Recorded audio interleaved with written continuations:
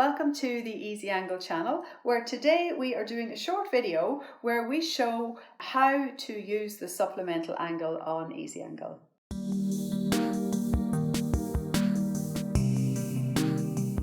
When you take a measurement on your EasyAngle, you press the button to start the measurement, you take the angle and you press the button again to stop the measurement. And what you can see is that there are two numbers on the screen. So the top number is the angle that you've measured and the bottom number is the supplemental angle. So these two numbers together will equal 180 degrees.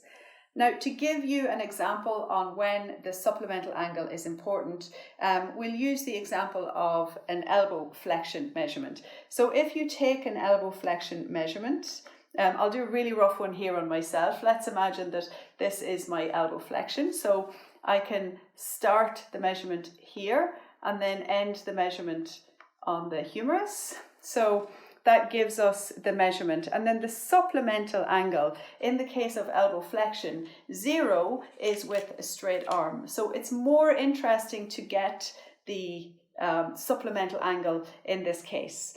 So this is just one example of where the supplemental angle would be useful, and also just useful for you to know that both of these angles are displayed on the screen.